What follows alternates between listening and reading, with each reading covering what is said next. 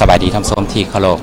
สบายดีท่านผู้ชมที่ฮักแพงโทรภาพแพงชาติลาวขอต้อนรับทานเข้าสู่การถ่ายทอดสดในพิธีปิดกองประชุมใหญ่ผู้แทนทั่วประเทศครั้งที่12ของพรรคประชาชนปฏิวัติลาว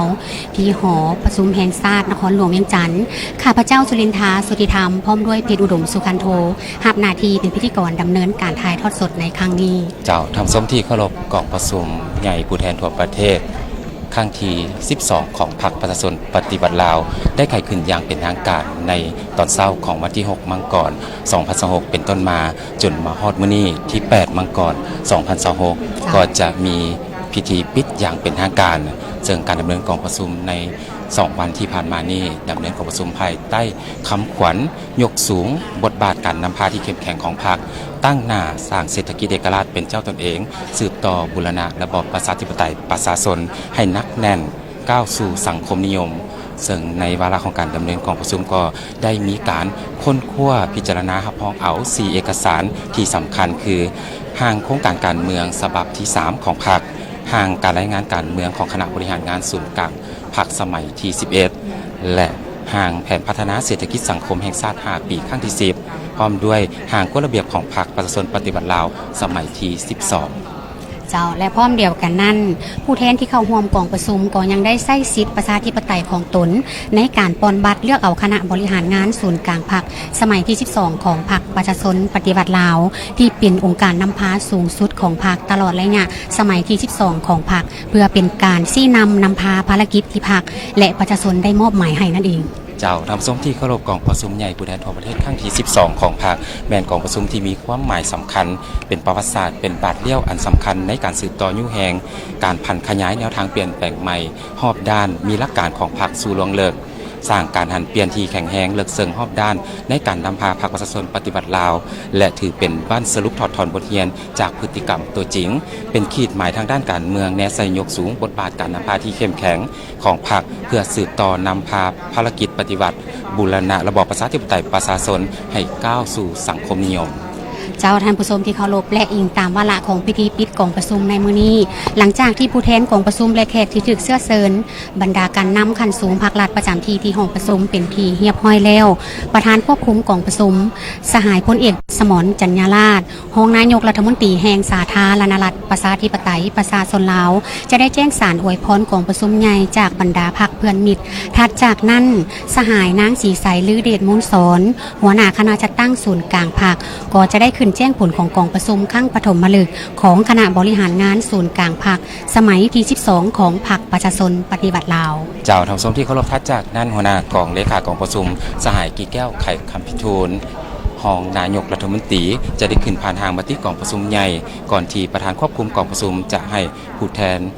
ลงคะแนนเสียงหับห้องเอามติกองประชุมใหญ่ด้วยการยกบัตรและจากนั้นคณะบริหารงานศูนย์กลางพรรคสมัยที่12จะอ่านคำสรรเสริญและมอบซอดอกไม้ให้บรรดาสหายในคณะบริหารงานศูนย์กลางพรรคสมัยที่11ที่บ่ได้สืบต่อลงสมัครในครั้งนี้เจ้าและถัดจากนั้น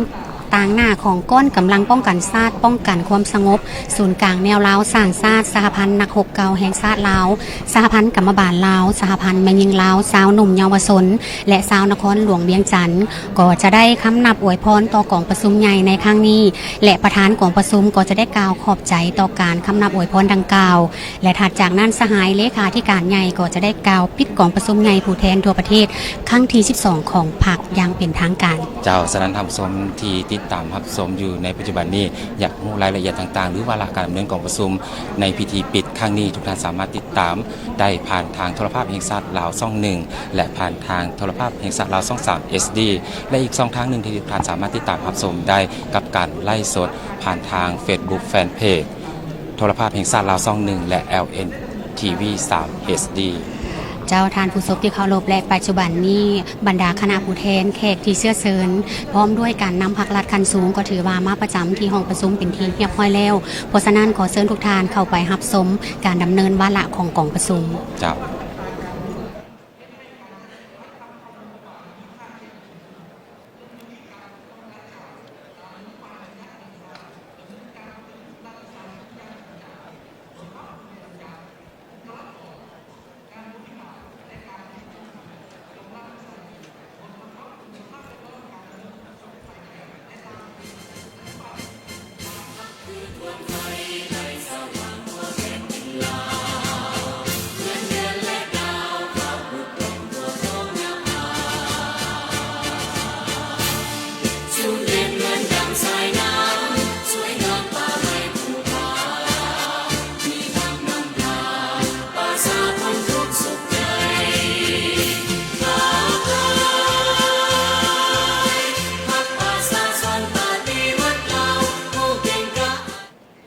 สงสัย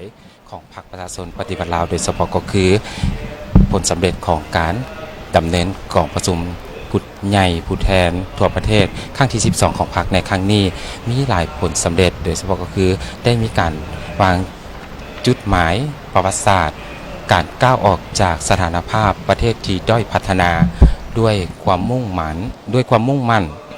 ในการพัฒนาปัจจุบันสาธารณรัฐประชาธิปไตยประชาชนลาวสามารถบรรลุครบทั้ง 3 เงื่อนไขมาตรฐานขององค์การสหประชาชาติ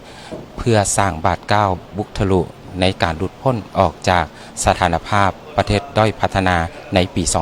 2026 ซึ่งในนั้นมีด้านเศรษฐกิจรายรับแห่งชาติต่อหัวคนหรือ GNI บรรลุตามคาดหมายด้านทรัพยากรมนุษย์ดัชนีทรัพย์สินมีท่าเอียงที่ดีขึ้นอย่างต่อเนื่องด้านความเข้มแข็งสร้างขีดความสามารถในการต้านทานต่อความบอบบางทางเศรษฐกิจและสิ่งแวดล้อมยุทธศาสตร์รัฐบาลได้วางยุทธศาสตร์การหันเปลี่ยนที่โรงเรียนเพื่อรับประกันการพัฒนาที่ยืนยงภายหลังการหลุดพ้นจากสถานภาพประเทศด้อยพัฒนาทางด้านวัฒนธรรมสังคมและคุณภาพชีวิตของพรรคและรัฐบาลได้ถือเอาผลประโยชน์ของประชาชนเป็นก๊กซึ่งแสดงออกผ่านตัวเลขตัวจริงการแก้ไขความทุกข์ยากสามารถลดพรอัตราความทุกข์ยาก46ส่วนห้อยในปี 1993 16.8ส่วนห้อยในปี 2024สาธารณสุขระบบรับประกันคุณภาพกวมเอา 94.5 ของประชากรพร้อมทั้งปฏิบัตินโยบายที่ปิ่นปัวโดยบ่เสียค่าให้แม่และเด็กน้อยและผู้ที่ทุกข์ยากอย่างทั่วถึงเจ้าท่านผู้ชมที่เคารพถือว่ามื้อนี้ก็จะมีวาระพิธีปิดกองประชุมอย่างเป็นทางการซึ่งในเมื่อวานนี้อยู่ที่ห้องประชุมก็ถือว่าได้มีการดำเนินตามแผนกับวาระกองประชุมก็ได้มีการเสนอห้างสำรวจการนำพารวมของคณะบริหารงานศูนย์กลางพรรคสมัยที่ 11 และนอกจากนั้นก็ยังได้มีการล้าหน้าที่โดยเฉพาะก็คือสหายทองรุ้นศรีสุริตเลขาธิการใหญ่คณะบริหารงานศูนย์กลางพรรคประชาชนปฏิวัติลาวสมัยที่ 11 ก็ได้มีการขึ้นกล่าวและจากนั้นสหายนางศรีใสฤเดชมุนสอนต่างหน้าอนุกรรมการกฎระเบียบและบุคลากรได้มีการเสนอเงื่อนไขมาตรฐานของกรรมการคณะบริหารงานศูนย์กลางพรรคสมัยที่ 12 เสนอรายชื่อผู้ลงสมัครรับเลือกตั้งเข้าในคณะบริหารงานศูนย์กลางพรรคสมัยที่ 12 และประกาศแบ่งหน่วยค้นคว้าและแจ้งสถานที่กองประชุมซึ่งในวาระของตอนแรกเมื่อวานนี้สังเกตเห็นได้ว่าคณะผู้แทนสมบูรณ์จากทั่วประเทศแม้นมีความรับผิดชอบสูงที่ได้เข้าร่วมกองประชุมและนอกจากนั้นก็ยังได้มีการป้อนบัตรเลือกตั้งคณะบริหารงานศูนย์กลางพรรคประชาชนปฏิวัติลาวสมัยที่ 12 ตื่มอีกด้วยส่วนรายละเอียดในการถ่ายทอดสดครั้งนี้ก็คือตามเวลาครั้งนี้พวกเราก็จะได้รับรู้ไปพร้อมๆกันกับบรรดาคณะบริหารงานศูนย์กลางพรรคประชาชนปฏิบัติลาวสมัยที่ 12 พร้อมด้วยบรรดากรมการเมืองศูนย์กลางพรรคจะมีทานใดๆที่ได้ถูกเลือกตั้งด้านในห้องประชุมในปัจจุบันนี้การนำพรรครัฐขั้นสูงอดีตการนำพรรครัฐขั้นสูงก็ถือว่าได้เดินทางเข้ามาสู่ห้องประชุมจากนั้นรอท่าคณะประธานเข้ามาครบจำนวนก็จะเริ่มพิธีหรือว่าวาระปิดกองประชุมอย่างเป็นทางการ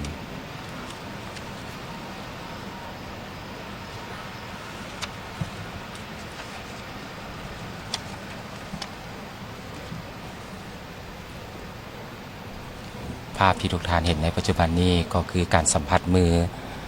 ระหว่างทานบุญทองสหายบุญทองจิตมณีรองประธานประเทศแห่งสาธารณรัฐประชาธิปไตยประชาชนลาวกับอดีตประธานประเทศแห่งสาธารณรัฐประชาธิปไตยประชาชนลาวสหายจุมรีไสยสอนและการนำพรรครัฐขั้นสูงก็คืออดีตประธานประเทศแห่งสาธารณรัฐประชาธิปไตยประชาชนลาวท่านบุญยังวรจิตก็ถือว่าได้เดินทางเข้าร่วม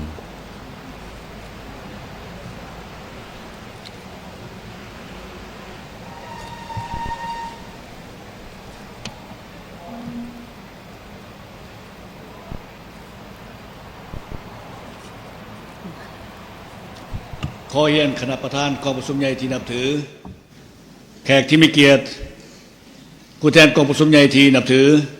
พวกเราจะเริ่มต้นดำเนินวาระสุดท้ายของกองประชุมใหญ่ของพวกเราในตอนบ่ายของมื้อนี้ต่อไปขอมอบให้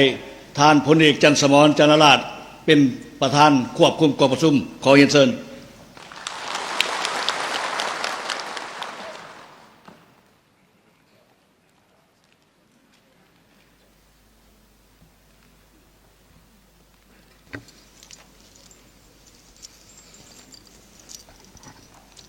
ขอน้อมนมัสการพระเถรานุเถระเฮียนคณะประธานที่เคารพบรรดาผู้แทนและแขกกองประชุมใหญ่ที่นับถือก่อนเข้าสู่วาระกองประชุมใหญ่ในตอนบ่ายมื้อนี้ข้าพเจ้าขอแจ้งบรรดาสหายผู้แทนกองประชุมและแขกถึงเชิญรับทราบเกี่ยวกับสารอวยพรกองประชุมใหญ่ของพวกเฮา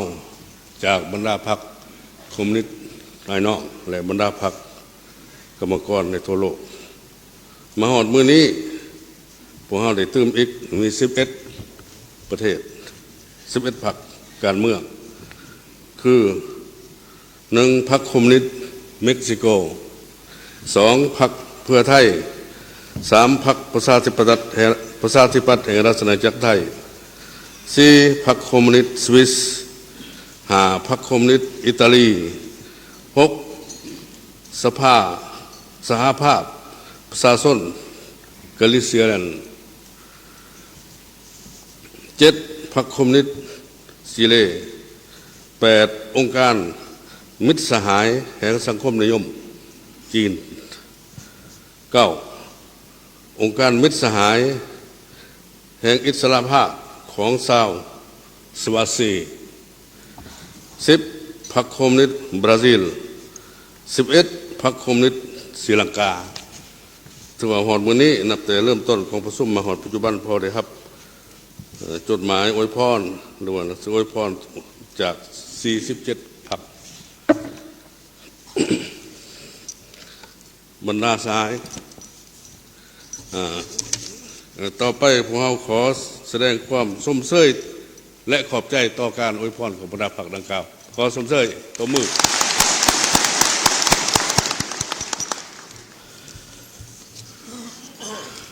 บรรดา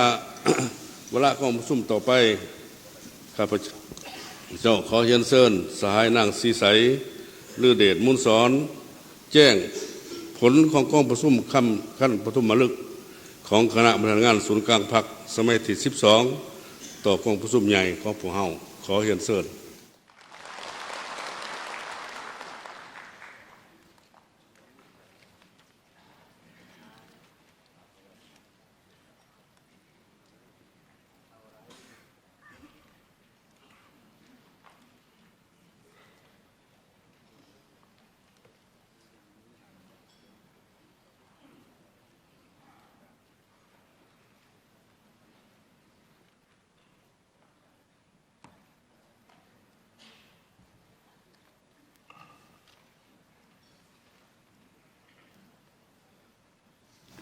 ขอน้อมนมัสการพระเถรานุเถระ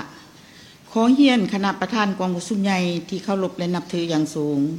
เฮียนบรรดาสหายผู้แทนกองประชุมใหญ่บรรดาสหายแขกที่มีเกียรติที่นับถือและหักแพงทั้งหลายปฏิบัติตามการมอบหมายของประธานกองประชุมใหญ่ข้าพเจ้าตั้งหน้าอนุกรรมการกฎระเบียบและบุคลากรกองประชุมใหญ่ครั้งที่12ของพรรคขอแจ้งผลการเลือกตั้งคณะบริหารงานศูนย์กลางพรรคที่ได้รับการเลือกตั้งในกองประชุมใหญ่ผู้แทนทั่วประเทศครั้งที่12ของพรรคประชาชนปฏิบัติลาวรวมทั้งหมด88สหายยิ่ง13สหายซึ่งประกอบมีรายชื่อดังนี้ 1. กรรมการสมบูรณ์ศูนย์กลางพรรคมี73สหายเพศยิ่ง12สหายคือ 1. สหายทองรุ่นศรีสุริต 2. สหายไสสมพรพรหมวิหาร 3. สหายสอนไสศรีพันดร 4. สหายคำพันธ์พรหมทัต 5. สหายกี้แก้วไพคำพิทูล 6. สหายพลเอกวิไลลาคำฟ้อง 7. สหายนางสีใสฤเดชมุนสอน 8. สหายเสริมไสกรมสิทธิ์ 9สหายคำพันธ์เผยยวงศ์10สหายอนุภาพตุนาลม11สหายทองสลิดมังโนเมก12สหายนางสุนทรไสยจักร13สหายนางเวียงทองศรีพันดร14สหายกองแก้วไสสงคราม15สหายสอนธนูธรรมวงศ์16สหายวิไลวงศ์บุตรคำ17สหายเพชรพรหมพิทักษ์18สหายสันติภาพพรหมวิหาร19สหายนางบุญคำวรจิต20สหายบวกพงษ์นามวงศ์21สหายนางใบคำคัตถิยะ22สหายอรุณไสสุนราช23สหายนางสวนสวรรค์วิญญาเกต24สหายโพไสไสยาสอน25สหายเหล่าเปาทรงนาวงไส26พลโทคำเลี้ยงอุทะไกรสอน27สหายบุญโจมอุบลประเสริฐ28สหายคำพ้อยวรรณสาร29สหายเล็กไหลศรีวิไล30สหายคำไหลศรีประเสริฐ31สหายวันไสพ่องสวรรค์32สหายนางอาลีวงนอบุญธรรม33สหายไพวีศรีบัวลิภา34สหายผู้วงอุ่นคำแสน35สหายบุญจันทร์ศรีวงพันธ์36สหายทองสวรรค์พรหมวิหาร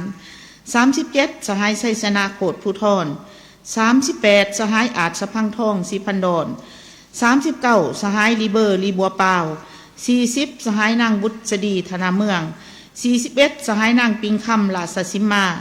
42สหายพลโทวันทองกองมณี43สหายดาววงพรแก้ว44สหายมาลัยทองกรมสิทธิ์45สหายบุญคงหลาเจียมพร46สหายวันศรีกัวมัว47สหายเวไลวันบุตรคำ48สหายลินคำดวงสวรรค์49สหายเวียงทวิศรเทพจันทร์50สหายมอนไส้เราโมทรง51สหายนางอัมไพวรหล่อมบุญแพง52สหายพลจตวานางลีวงลาวลี53สหายปอยคำหุมบุญยวง54สหายพลตีสมพรมิตรพร55สหายบุญหลายบุตริ56สหายบุญเรืองมณีวงศ์57สหายพลจตวาเป็นคำบุตรจันเพ่ง58สหายบุญเหลือพันดานุวงศ์59สหายสันติสุขสิมาลาวงศ์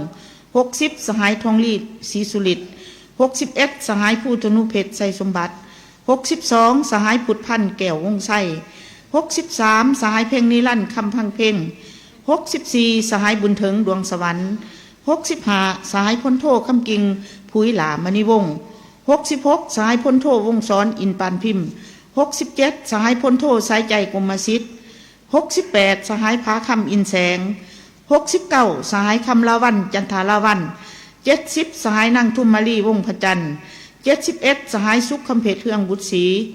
72สหายพลจตวาคอนสวรรค์สมภาไส73สหายโพไสไขคำพิทูลกรรมการศูนย์กลางพักสมบูรณ์สมัย12มีคุณลักษณะดังนี้ด้านอายุเกษียณอายุ60ปีขึ้นไป31สหายรวม 42.46% อายุ46ปีหา59ปีมี42สหายรวม 57.53% อายุต่ำกว่า45ปีลงมาบ่มีอายุสูงสุด80ปีอายุต่ำสุด46ปีอายุเฉลี่ย59ปีเข้าการปฏิบัติก่อน1975มี2สหายรวม 2.74% เข้าการปฏิบัติหลังปี1975มี71สหายรวม 97.26% เข้าพักก่อนปี1975มี1สหายรวม 1.37% ระดับวิชาเฉพาะจบปริญญาเอกมี24สหายรวม 32.87% ปริญญาโทมี41สหายรวม 56.16% ปริญญาตรี5สหายรวม 6.85% สั้นสูง3สหายรวม 4.1% ระดับทฤษฎีการเมืองขั้นสูงมี73สหายรวม100%กรรมการสำห้องศูนย์กลางพรรคมี15สหายดังมีรายชื่อดังนี้1สหายวรไสเล็งสวัสดิ์2สหายดาวสวรรค์เคยมีไส้3สหายมีไส้พุ่มเข4สหายขม่อนจันทจิต5สหายสุริวัตรสุวรรณจุมคำ6สหายพลจตวากองสวัสดิ์บุญเลี้ยง7สหายจินดาวงศ์โพสีคำ8สหายพิไลทองจิตมณี9สหายวรรณไสสัตตกุล 10สหายพลจุตวาสอนไส้กัญญาลาด11สหายธนงไส้ขุดไพฑูรย์12สหายนางมีนาศรีวิไล13สหายบุญทวีสอสุกัน14สหายพลจุตวาสุริไส้พิจิตร15สหายอาคมเดชวงไส้กรรมการสำห้องศูนย์กลางพรรคสมัย12มีคุณลักษณะดังนี้ด้านอายุเกษียณอายุ46ปี50ปีมี10สหายกวม 66.67% อายุต่ำกว่า45ปีลงมามี5สหายกวม 33.33% อายุสูงสุด50ปีอายุต่ำสุด37ปีอายุเฉลี่ย45ปีเข้าการปฏิบัติหลังปี1975ทั้งหมด15สหายระดับวิชาเฉพาะจบปริญญาเอก6สหายกวม 40% ปริญญาโท8สหายกวม 53.33% ปริญญาตรี1สหายกวม 6.67% ระดับทฤษฎีการเมืองขั้นสูง13สหายขั้นต้น1สหายบ่ทันได้ผ่าน1สหายบรรดาสหายที่ได้รับการเลือกตั้งครั้งนี้ล้วนแต่ได้รับการทดสอบฝึกฝนหล่อหลอมจากกระบวนการตัวจริงเป็นผู้มีความตั้งหน้าเห่าหันในภารกิจเปลี่ยนแปลงใหม่ได้เป็นแบบอย่างที่ดีให้แก่ทันแถวพนักงานสมาชิกพรรคและประชาชนในภารกิจปกปักรักษาและพัฒนาประเทศชาติแต่ละระยะที่ผ่านมาคณะบริหารงานศูนย์กลางพรรคสุดนี้ส่วนหลายได้ผ่านการศึกษาหำเฮียนทฤษฎีมาร์กเลนินแนวคิดไกรสอนภูมิหารทั้งระบบบำรุงและก่อสร้างได้รับการศึกษาด้านวิชาเฉพาะเทคนิควิทยาศาสตร์นับแต่ปริญญาตรีขึ้นไปคณะประธานกองประชุมใหญ่ที่นับถือผู้แทนสมบูรณ์แขกที่นับถือและหักแพงทั้งหลายกองประชุมครั้งปฐมฤกษ์ของคณะบริหารงานศูนย์กลางพรรคสมัย12ได้ดำเนินในตอนเช้าของวันที่8มังกร2026ซึ่งกองประชุมบรรดาสหายคณะบริหารงานศูนย์กลางพรรคสมัย12ได้มีความเป็นเอกฉันท์เลือกตั้งกรรมการกรมการเมืองศูนย์กลางพรรคคณะเลขาธิการศูนย์กลางพรรคเลขาธิการใหญ่คณะบริหารงานศูนย์กลางพรรคสมัย12ผู้ประจำการคณะเลขาธิการศูนย์กลางพรรคพร้อมนั้นก็ได้เลือกตั้งเอาประธานห้องประธานคณะกวดกาศูนย์กลางพรรคดังนี้กรมการเมืองศูนย์กลางพรรคประกอบมี13สหายยิ่ง1สหาย1สหายทองรุ่นศรีสุริต2สหายไส้สมพรพรหมวิหาร3สหายสอนไส้ศรีพันดร4สหายคันพันพรหมทัต5สหายกี้แก้วไขคำพิทูล6สหายพลเอกวิไลลาคำฟอง7สหายนางสีใสหรือเดชพุนสอน8สหายเฉลิมไส้กรมสิทธิ์9สหายคำพันเผยยำวง10สหายทองสลิดมังโนเมฆ11สหายเพชรพรหมพิพักษ์12สหายพลโทคำเลียงอุทาไกรสอน13สหายวันไส้พ่องสวรรค์คณะเลขาธิการศูนย์กลางพรรคประกอบมี11สหายยิ่ง4สหายดังนี้1สหายทองรุ่นศรีสุริต2สหายพลเอกวิไลลาคำฟอง3สหายนางสีใสหรือเดชมุนสอน4สหายเพชรพรหมพิพักษ์5สหายวันไส้พ่องสวรรค์6สหายอนุภาพตูนาลม7สหายนางสุนทรไสยจักร8สหายนางเวียงทองศรีพันดร9สหายนางบุญคำวรจิต10สหายพลโทวันทองกองมณี11สหายพลโทวงศรอินปานพิมพ์ด้วยความหับผู้คุณงามความดีอันใหญ่หลวงและการอุทิศสติปัญญาเหือแห้งอย่างบูอิดหูเมื่อยรวมกับคณะบริหารงานศูนย์กลางพรรคหลายสมัยผ่านมาในการนำพาการปฏิวัติอยู่ประเทศเฮาโดยเฉพาะเมนการนำพาภารกิจเปลี่ยนแปลงใหม่ให้ดำเนินไปอย่างถูกต้องและนักแน่นกองประชุมครั้งปฐมฤกษ์ของคณะบริหารงานศูนย์กลางพรรคสมัย42ได้เป็นเอกสารอย่างสมบูรณ์เลือกตั้งสหายทองรุ่นศรีสุริตคณะบริหารงานศูนย์กลางพรรคกรมการเมืองคณะเลขาธิการศูนย์กลางพรรคสมัย12เป็นเลขาธิการใหญ่คณะบริหารงานศูนย์กลางพรรคสมัยที่12กองประชุมได้เลือกตั้งเอาสหายพลเอกวิไลลาคำฟองเป็นผู้ประจำการคณะเลขาธิการศูนย์กลางพรรคกองประชุมครั้งปฐมฤกษ์ได้เลือกตั้งเอาประธานห้องประธานคณะกวดกาศูนย์กลางพรรคในนั้นเห็นดีเอกภาพเลือกเอาสหายวันไส้พ่องสวรรค์เป็นประธานคณะกวดกาศูนย์กลางพรรคและเลือกเอาห้องประธานคณะกวดกาศูนย์กลางพรรค6สหายดังมีรายชื่อลงนี้ 1. สหายคำไลศรีประเสริฐ 2. สหายนางปิงคำราชสิมา 3. สหายสุขคำเพชรเฮืองบุตรศรี 4. สหายคำสุขอ่อยยวงศ์ 5. สหายสมซืนไซเกยาจงตัว 6. สหายกงใจวิลาศักดิ์บรรดาทานผู้แทนที่นับถือและหักแพงทั้งหลายการเลือกตั้งเอาการนำสูงสุดของพรรคประชาชนปฏิวัติลาวของพวกเฮาในเทื่อนี้ได้ดำเนินไปอย่างมีประชาธิปไตยแสดงถึงสติปัญญาและความสามัคคีเป็นเอกภาพที่เป็นมุ่นเสืออันดีงามของพรรคหับประกันลักษณะสืบทอดต่อเนื่องแห่งการนำผ้าอันนักแน่นของพรรคเฮาด้วยความไว้เนื้อเชื่อใจจากผู้แทนกองประชุมใหญ่บรรดาสหายคณะบริหารงานศูนย์กลางพรรคที่ได้รับการเลือกตั้งจากกองประชุมใหญ่ครั้งนี้จะสุมทุกสติปัญญากำลังวังซ่าความสามัคคีเป็นปึกแผ่นเพื่อแบกหาพระลานหน้าที่อันสูงส่งและนักหน่วงที่กองประชุมใหญ่ครั้งนี้มอบหมายให้การรายงานของข้าพเจ้าสิ้นทุดเพียงเท่านี้ขอขอบใจ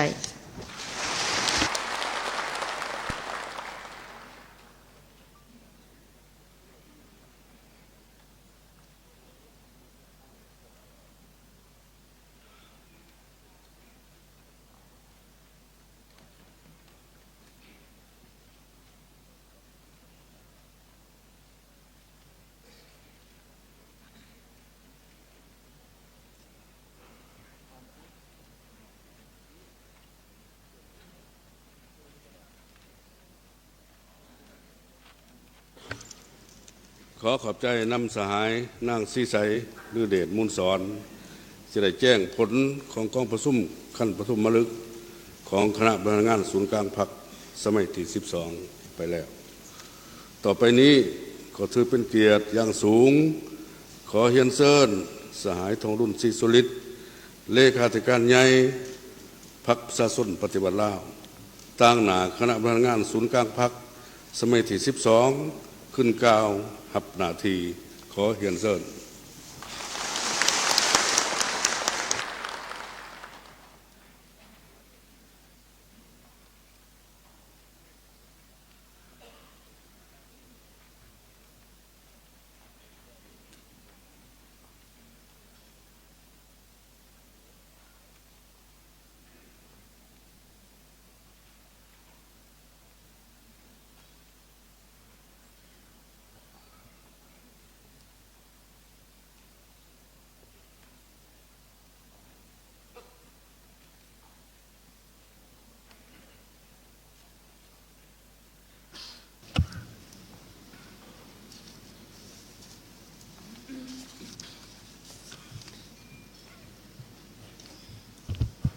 น้อมนมัสการพระเถรานุเถระคณะประธานที่นับถือบรรดาผู้แทนกองประชุมใหญ่แขกที่มีเกียรติกองประชุมใหญ่ของพรรคเฮาได้เลือกตั้งเอาคณะบริหารงานส่วนกลางพรรคสมัยที่12ในกองประชุมครั้งนี้ครั้งปฐมฤกษ์ของคณะบริหารงานส่วนกลางพรรคหาก่อสำเร็จลงในตอนเช้าของมื้อนี้ ซึ่ง ได้เลือกตั้งกรรมการกรมการเมืองส่วนกลางพรรค คณะเลขาธิการส่วนกลางพรรคเลขาธิการใหญ่คณะบริหารงานส่วนกลางพรรคผู้ประจำการคณะเลขาธิการส่วนกลางพรรค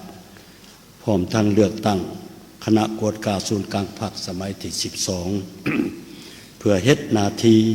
ในการสืบต่อนำพาสีนำพันขยายและจัดตั้งปฏิบัติแนวทางการเมืองที่กองประชุมใหญ่ครั้งที่12วางออก ในฐานะเลขาธิการใหญ่ข้าพเจ้าขอตั้งหน้าให้คณะบริหารงานศูนย์กลางพรรคสมัยที่12แสดงความขอบใจเป็นอย่างสูงมายังผู้แทนกองประชุมใหญ่ของพรรคครั้งที่12ซึ่งเป็นตัวแทนของทั่วพรรค ที่ได้ให้ความเสื่อมหมันไว้วางใจเลือกตั้งเอาพวกข้าพเจ้าเป็นคณะบริหารงานศูนย์กลางพรรคสุดใหม่ในนั้น ได้เลือกตั้งให้ข้าพเจ้าได้สืบต่อดำรงตำแหน่งเลขาธิการใหญ่ คณะบริหารงานศูนย์กลางพรรคอีกสมัยหนึ่ง ข้าพเจ้าพ้องคณะนำของพรรคชุดใหม่ขอรับเอาการมอบหมายความรับผิดชอบการเมืองอันสูงส่งและหน้าที่อันมีเกียรติสง่านี้เพื่อสืบต่อพลกรรมประวัติศาสตร์อันใหญ่หลวงหอบด้านนักหน่วงและยาวนานของพรรคที่ได้กำหนดไว้ในโครงการการเมืองฉบับที่3โดยเฉพาะในการปฏิบัติบรรดาจุดหมายที่วางออกในสมัยที่12 5 ปีต่อหน้า บรรดาสหายที่นับถือและฮักแพงในโอกาสอันสง่าราศีสุดที่มีความหมายสำคัญนี้และยืนอยู่ต่อหน้าทุ่งไส้ประวัติศาสตร์ของพรรคประชาชนปฏิวัติลาวคณะบริหารงานสมัยที่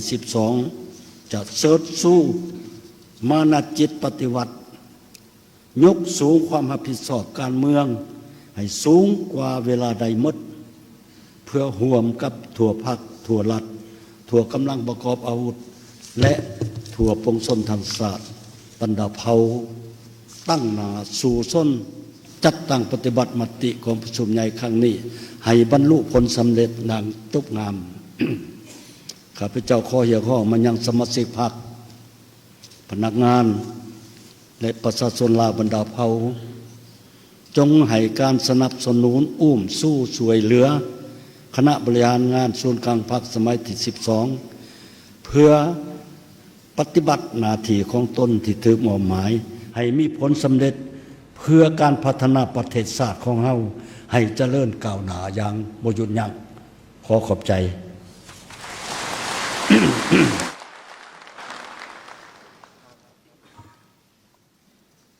เฮียนคณะประธานเฮียนกองประชุมใหญ่คณะบรรดาสหายผู้แทน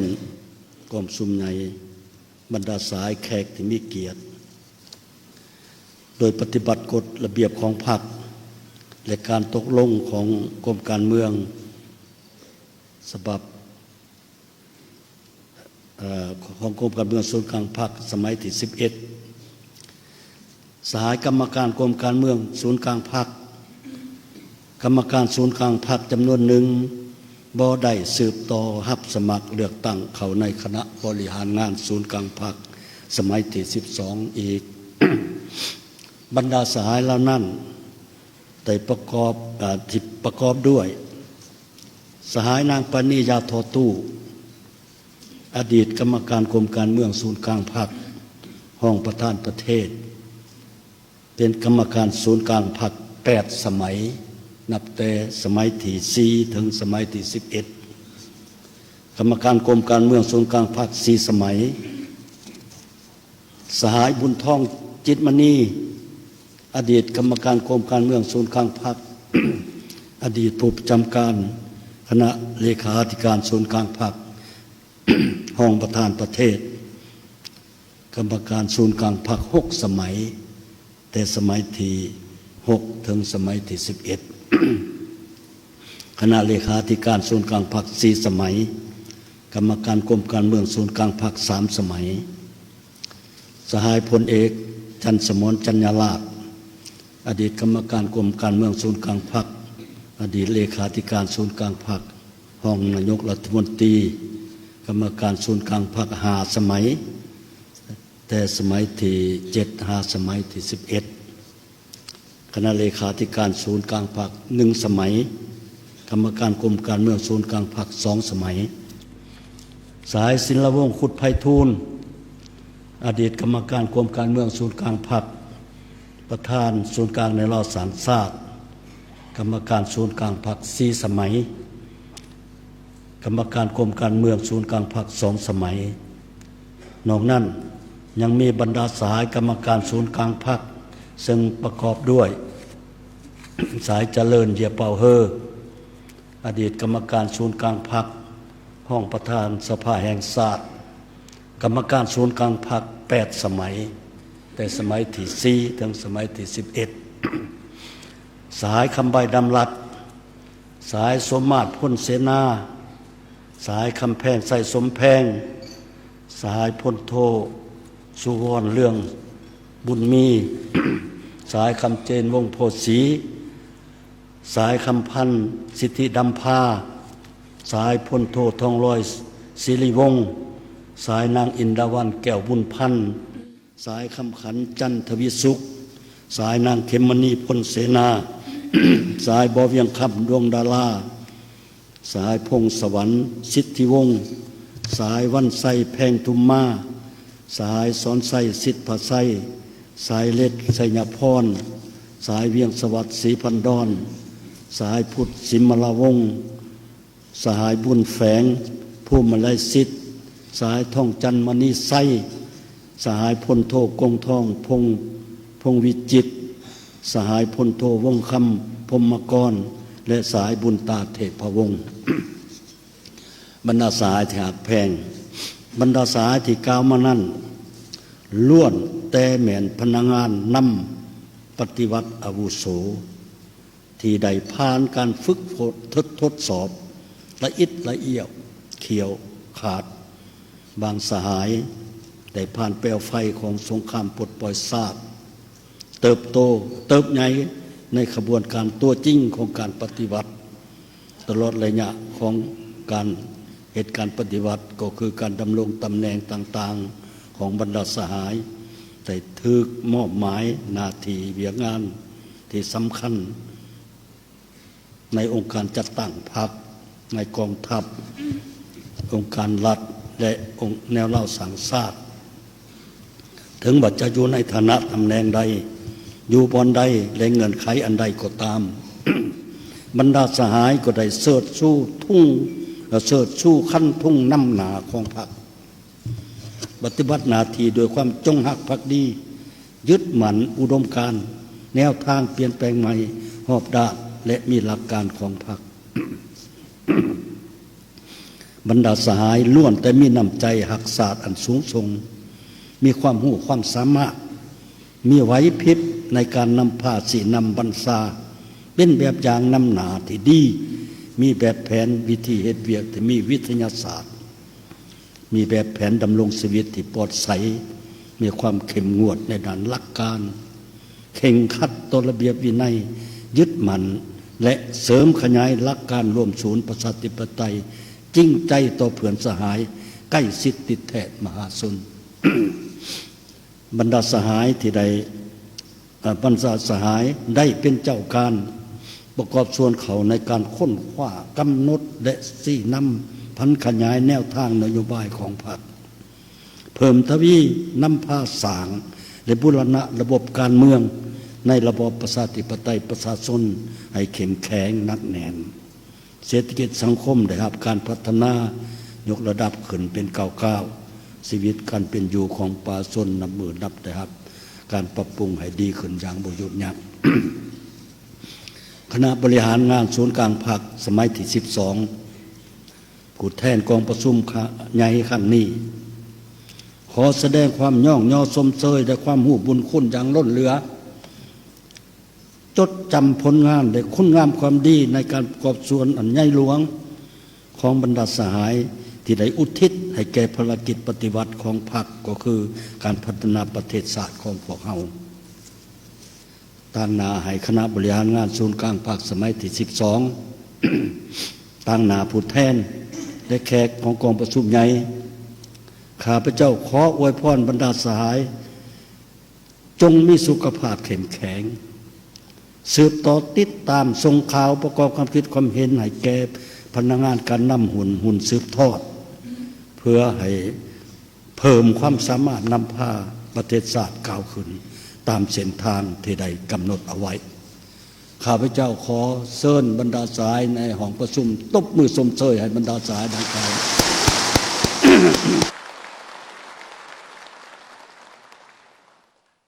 ขอขอบใจ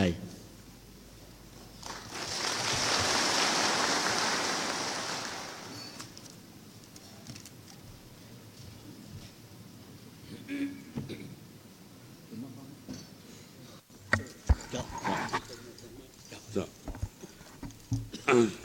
อขอบใจอย่างสุดซึ้งต่อความคิดเห็นของสหายเลขาธิการใหญ่ของพรรคประชาชนปฏิวัติลาวต่อบรรดาสหายที่บริหับสมัครรับเลือกตั้งเขาในคณะทำงานศูนย์กลางพรรคสมัยที่12ต่อไปนี้ข้าพเจ้าขออ่านชื่อของบรรดาสหายในจำนวน27สหายขอให้ลงยื่นแถวทางหน้าขึ้นขอโทษขอให้ขึ้นยื่นแถวทางหน้า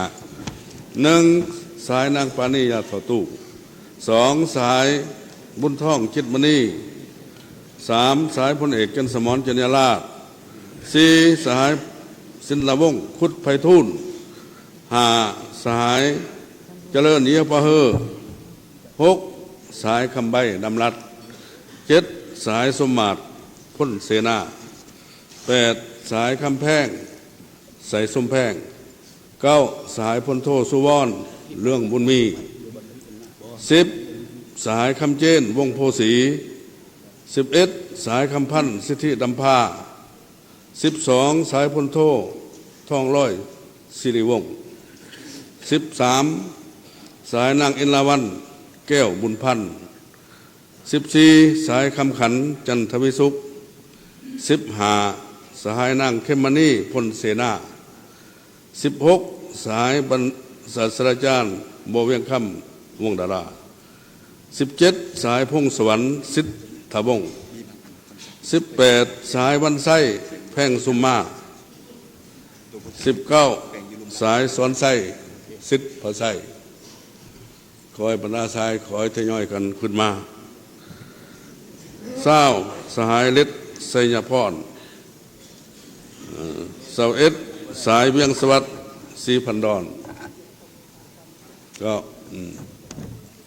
บุฟ้าปันได้ก็ได้คอยย่างตามสบาย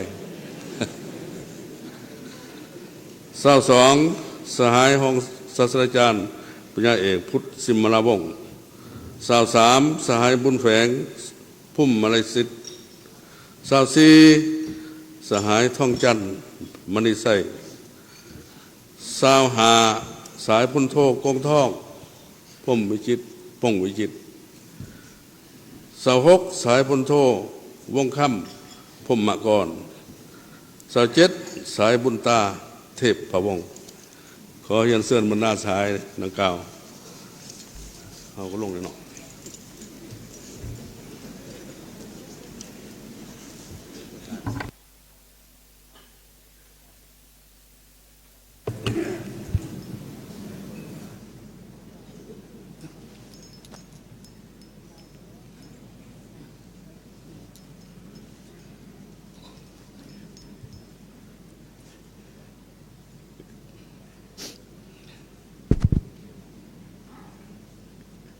กองเลขากองประชุมใหญ่ขออนุญาตเฮียนเชิญสายเลขาธิการใหญ่ทองรุ่นศรีสุริตลงสัมผัสมือและมอบช่อดอกไม้ให้แก่บรรดาสายที่บ่สืบต่อสมัครขอเฮียนเชิญ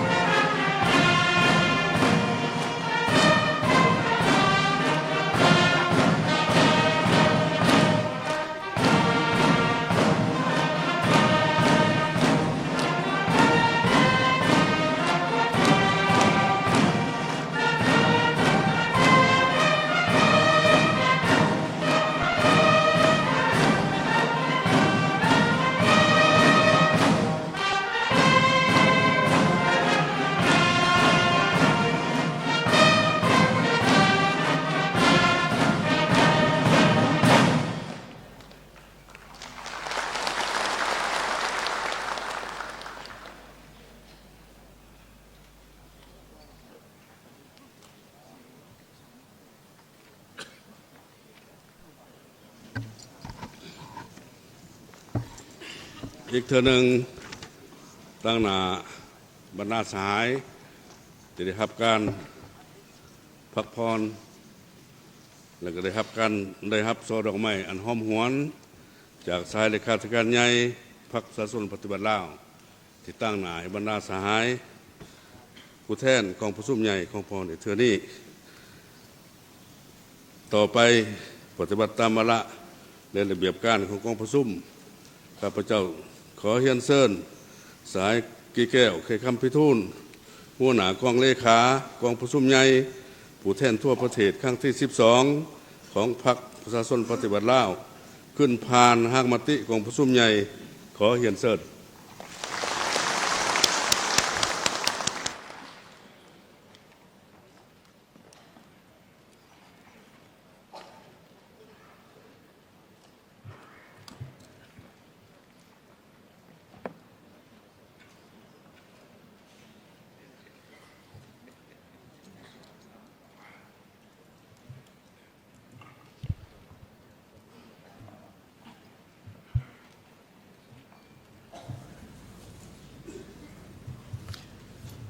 ขอเยี่ยนคณะประธานกองประชุมใหญ่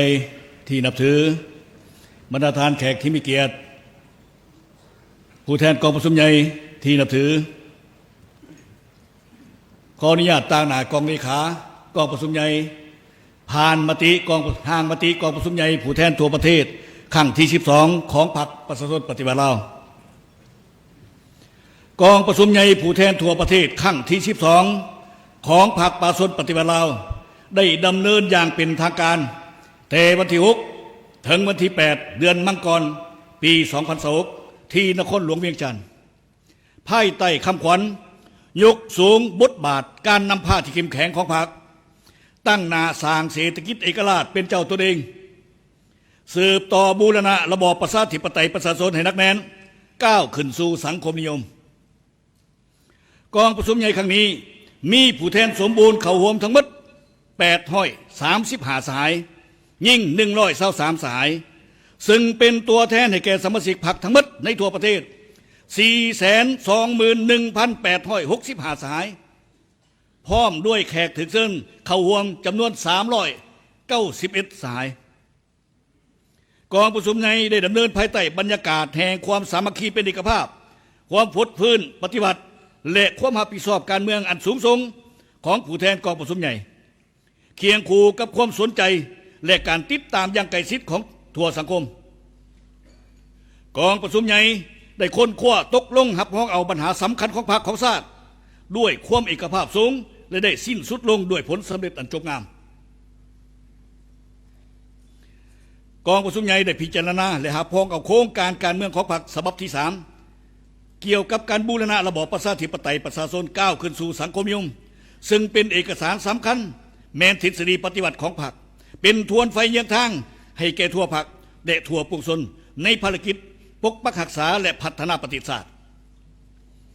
โครงการเมืองเป็นขีดหมายสำคัญประวัติศาสตร์ส่องใสเห็นอย่างมีชีวิตชีวาถึงการเติบใหญ่ขยายตัวของพรรคเฮาตลอดระยะ70 ปีแห่งการนำพาภารกิจต่อสู่กู้ชาตินำพาภารกิจปกปักรักษาและพัฒนาประเทศชาติก็คือนำพาภารกิจเปลี่ยนแปลงใหม่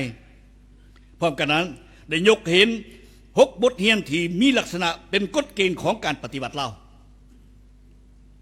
โครงการเมืองฉบับนี้กำหนดจุดหมายและบาทก้าวเดินที่เป็นพื้นฐานในแก่การสร้างบาทเลี้ยวที่แข็งแรงทำเป็นยุทธศาสตร์และวิสัยทัศน์ของพรรคในภารกิจการบูรณะระบอบประชาธิปไตยประชาชนก้าวขึ้นสู่สังคมนิยมฮอดปี2055วันสร้างตั้งพรรคเฮาครบรอบ100 ปีสู่ส้นสร้างประเทศชาติเฮาเป็นประเทศกำลังพัฒนาที่มีรายรับปานกลางสูงยับเข้าใกล้ประเทศที่มีรายรับสูงมีระบบการเมืองที่เข้มแข็งมีพื้นฐานเศรษฐกิจที่ทันสมัยกำลังการผลิตได้รับการพัฒนารอบด้านโดยมีการพัวพันการผลิตที่สอดคล้องได้ก้าวหน้าชีวิตการเป็นอยู่ของประชาชนบรรดาเผ่ามีพื้นฐานนักแน่นก้าวสู่ความอิ่มหนำสำราญเพื่อบรรลุจุดหมายดังกล่าวโครงการเมืองได้กำหนด11เนื้อในพื้นฐานของการบูรณะระบอบประชาธิปไตยประชาชนก้าวขึ้นสู่สังคมนิยม 2. กองประชุมใหญ่ได้พิจารณาและเป็นเอกภาพสูงหับห้องเอารายงานการเมืองที่ได้ตีราคาอย่างลึกซึ้ง กงไปกงมาต่อมาผลแห่งการจัดตั้งปฏิบัติบัติกองประชุมใหญ่ครั้งที่11ใน5 ปีผ่านมาภายใต้การนำพาชี้นำของคณะบริหารงานศูนย์กลางพรรคประเทศชาติของพวกเขาสามารถผ่านพาความยุ่งยากและแก้ไขปัญหาที่เกิดขึ้นได้โดยพื้นฐานเศรษฐกิจสังคมยังรักษาทวงท่าเติบโตต่อเนื่องเศรษฐกิจมหาภาคมีเสถียรภาพสามารถควบคุมได้เงินเฟ้อการดุลเดียงทางด้านเศรษฐกิจฟื้นตัวและมีพื้นฐานดีขึ้นปัญหาเข่งห้อนทางด้านเศรษฐกิจการเงินได้รับการแก้ไขและผ่อนคลายลงเทื่อละก้าวพร้อมกันนั้นได้ตีราคาอย่างภาวะวิสัยต่อขอคงข้างขอขาดตกบกพร่องจำนวนหนึ่งและถอดได้6 บทเรียนแห่งการนำพาผ่านพฤติกรรมตัวจริงในระยะ5 ปีผ่านมาเพื่อเป็นบทเรียนสำคัญในการปรับปรุงการนำพาสีน้ำและการจัดตั้งปฏิบัติแนวทางนโยบายของพรรคในสุ่มปีต่อหน้าเพื่สืบต่อยุ่งแห้งภารกิจบูรณะระบอบประชาธิปไตยประชาชนให้นักแน่นก้าวขึ้นสู่สังคมนิยมกองประชุมใหญ่ได้วางทิศทางเพื่อผันขยายเนื้อในของโครงการการเมืองของพรรคฉบับที่3ให้เป็นระบบต่อเนื่องนักแน่นวางทิศทางระยะแต่ปี 2026 ฮอด 2035 สร้างบรรดาปฐมปัจจัยที่ยุ่งแห้งการบูรณะระบอบประชาธิปไตยประชาชนให้ได้รับการยกระดับขึ้นอย่างนักแน่นมีความสามัคคีทั่วปวงชนหับประกันเสถียรภาพทางการเมืองและความเป็นระเบียบเรียบร้อยในสังคมอำนาจประชาธิปไตยได้รับการปกปักรักษาไว้ได้อย่างมั่นคงพัฒนาเศรษฐกิจสังคมตามทิศสีเขียวยืนยงเศรษฐกิจมหาภาคมีเสถียรภาพสุมใส่สร้างเศรษฐกิจเอกราชเป็นเจ้าตัวเองให้เข้มแข็งประเทศชาติหลุดพ้นออกจากสถานภาพประเทศด้อยพัฒนาหับประกันความมั่นคงกองประชุมใหญ่ได้หับพ้องเอา11 โครงเขตเวียกงานที่มีความนักแน่นเข้มแข็ง 3. กองประชุมใหญ่ได้แสดงความย่อสมเสยรัฐบาลที่ได้ตั้งหน้าปฏิบัติแผนพัฒนาเศรษฐกิจสังคมแห่งชาติ5 ปีครั้งที่9 2021-2025ญาติได้ผลสำเร็จเป็นอย่างดีพร้อมกันนั้นก็แสดงความเห็นดีเห็นพร้อมและสนับสนุนแผนพัฒนาเศรษฐกิจสังคมแห่งชาติ5 ปีครั้งที่10 2026-2030โดยเฉพาะเม่น6 เป้าหมายใหญ่คือ 1. สร้างเศรษฐกิจเอกราชเป็นเจ้าตนเองโดยการนำใส่ท่าแห้งเพื่อให้เศรษฐกิจมีเสถียรภาพขยายตัวต่อเนื่องมีคุณภาพมั่นเที่ยงและยืนยงเนใส่ยู่แห่งการเติบโตเศรษฐกิจให้บรรลุ6% ต่อปีขึ้นไป 2. พัฒนาทรัพยากรมนุษย์ให้มีคุณภาพสูงขึ้นสามารถหู้นำใส่เทคโนโลยีที่ทันสมัย 3. ปรับปรุงชีวิตการเป็นอยู่ของประชาชนให้ดีขึ้นตัวเมืองและชนบทนะครับการพัฒนาอย่างสมคูและแก้ไขความยุ่งยากของประชาชนให้ลดลงเทื่อละก้าว 4. ปกปักรักษาทรัพยากรธรรมชาติสิ่งแวดล้อมให้มีความยืนยงและสามารถเกี่ยมพร้อมรับมือกับการเปลี่ยนแปลงของดินฟ้าอากาศและภัยพิบัติต่างๆ การเสื่อมจอดภาคพื้นและสากลอย่างกว้างขวางมีประสิทธิผล 6. พัฒนาการคุ้มครองบริหารรัฐให้มีประสิทธิภาพการเมืองมีเสถียรภาพสังคมมีความสงบเป็นระเบียบเรียบร้อยยุติธรรมและศรีวิไล4. ใหญ่กองประชุมใหญ่ได้รับพ้องเอากฎระเบียบพรรคประชาชนปฏิวัติลาวฉบับปรับปรุงเพื่อให้สอดคล้องรับพ้องเอาการจัดตั้งปฏิบัติแนวทางการเมืองรับประกันความสามัคคีเป็นเอกภาพในทั่วพรรคยู่แห่งเวียกงานก่อสร้างพรรคเฮ็ดให้พรรคเฮามีความปลอดใสเข้มแข็งนักแน่นยกสูงความสามารถนำพาและบทบาทที่เข้มแข็งปกปักรักษาหมากผลของการปฏิบัติไว้ให้มั่นคงพัฒนาขึ้นสู่คุณภาพใหม่กองประชุมใหญ่ได้พิจารณารับพ้องเอาบทสำรวจการนำพาร่วมของคณะบริหารงานศูนย์การพรรคสมัยที่11ซึ่งได้ตีราคาต่อความบากบั่นพยายามความเป็นเจ้าการประดิษฐ์สางในการเสริมขยายมูลเสื้อและบทเรียนของพรรคในการเพิ่มทวีความสามัคคีเป็นเอกภาพสูงภายในพรรคเสิร์ชสู้ความรับผิดชอบต่อประเทศชาติและประชาชนตัดสินใจสู่ส่วนผ่านพาความยุ่งยากที่ประสบอยู่อย่างเด็ดเดียวสามารถนำพาสี่นำบนจิตใจสร้างการหันเปลี่ยนแข็งแห้งลึกซึ้งและหอบด้านที่กองประชุมใหญ่ครั้งที่ชีวิตบางออกได้เป็นอย่างดีกองประชุมใหญ่เล็งท่วงให้คณะบริหารงานศูนย์กลางพรรคสมัย12จงได้ออกแห้งเพื่อเสริมขยายจุดดีอย่างแข็งแห้งพร้อมทั้งว่างมาตรการเด็ดเดียวจำกัดแก้ไขข้อขัดตกบกพร่องและข้อค้งข้างที่ผ่านมาอย่างจริงจังยกสูงความสามารถนำพาความเป็นแบบอย่างน้ำหนาของคณะบริหารงานศูนย์กลางพรรคให้สูงเด่นขึ้น 6. กองประชุมใหญ่เลือกตั้งคณะบริหารงานศูนย์กลางพรรคสมัยที่ ซึ่งประกอบด้วยกรรมการสมบูรณ์จำนวน73สหายและกรรมการสำรอง15สหายเพื่อเป็นแกนสารแห่งความสามัคคีและสติปัญญาของพรรคเฮานำพาทั่วพรรคทั่วรัฐทั่วกำลังประกอบวุฒิและพวกส่วนเราทั้งชาติผันขยายจัดตั้งปฏิบัติมติกองประชุมใหญ่ครั้งที่12ของพรรคให้มีผลสำเร็จตัวจริงกองประชุมครบคณะครั้งปฐมฤกษ์ของคณะบริหารงานศูนย์กลางพรรคสมัยที่12ได้เป็นเอกภาพเลือกตั้งเอาคณะกรรมการกรมการเมืองศูนย์กลางพรรคจำนวน13สายได้เลือกเอากรรมการคณะเลขาธิการศูนย์กลางพรรคจำนวน11สายกองประชุมได้เป็นเอกภาพสูงเลือกเอาสหายทองรุ่นศรีสุรินทร์เป็นเลขาธิการใหญ่คณะบริหารงานศูนย์กลางพรรคอีกวาระหนึ่งได้เลือกเอาสหายพลเอกวิไลลาคำพ้องเป็นผู้ประจำการคณะเลขาธิการศูนย์กลางพรรคเลือกเอาสหายวันไส้พองสวรรค์เป็นประธานกวดกาและห้องประธานกวดกาอีกจำนวน6สหายเพื่อเฮ็ดให้มติกองประชุมใหญ่ครั้งที่12ของพรรคได้รับการผันขยายและจัดตั้งปฏิบัติให้ปรากฏผลเป็นจริงกองประชุมใหญ่ได้มอบหน้าที่ให้คณะบริหารงานศูนย์กลางพรรคก็คือคณะพรรคทุกคณะเป็นเจ้าการค้นคว้ากำแนนเสื่อมซึมและผันขยายเป็นแผนดำเนินงานของตนอย่างละเอียดมีการติดตามกวดกาและซุกยู่การจัดตั้งปฏิบัติให้แท้ถึงและเป็นประจำโดยมีการนำพาสี่นำอย่างแข็งแห้งและร่วมศูนย์จากศูนย์กลางพรรคกองประชุมใหญ่เฮียข้องมันยังคณะพรรคทุกครั้งสามัญพรรคพนักงานนักรบประชาชนลาวบรรดาเผ่าบรรดาสั้นคนและพี่น้องห่วมชาติลาวผู้ฮักชาติที่ดำรงชีวิตและทำมาหากินอยู่ต่างประเทศจงได้เสิร์ชสู้นำใจฮักชาติเสริมขยายมานจิตปฏิบัติบากบันสมใส่การปฏิบัติหน้าที่ทำมาหากินและสร้างสาบูรณะระบอบประชาธิปไตยประชาชนก้าวขึ้นสู่สังคมนิยมอย่างดักแน่นกองประชุมใหญ่ผู้แทนทั่วประเทศครั้งที่12ของพรรคข้าพเจ้าได้เสนอห่างมติของกองประชุมใหญ่ครั้งที่12ของพรรคจบลงเท่านั้นขอขอบใจ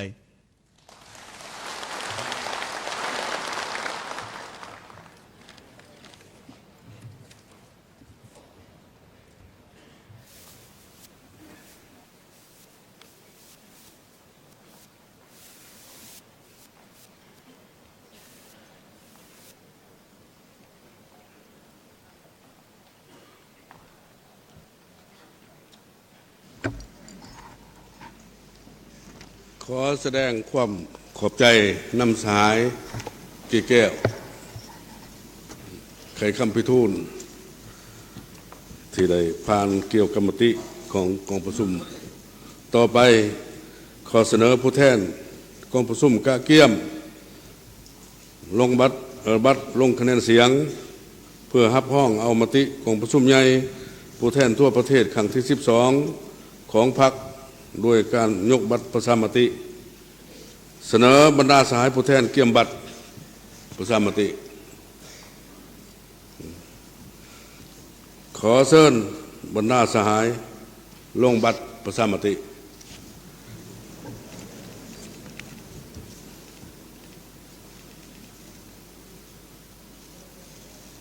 ได้ขอขอบใจขอบัตรลง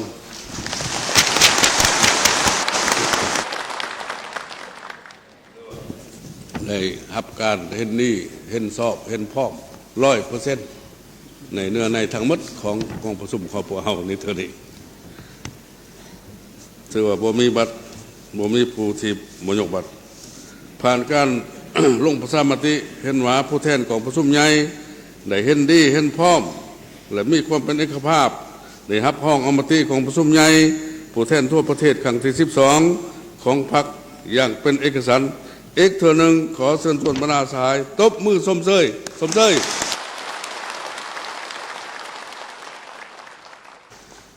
ขอขอบใจเพื่อนคณะประธานบรรดาสหายผู้แทนกองประชุมเที่ยงแพงกองประชุมพวกเฮาได้ดำเนินมาหอนนี้ก็ใกล้จะสำเร็จลงเท่าไหร่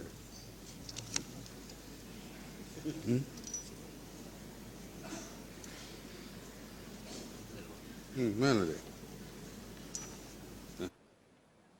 ไหน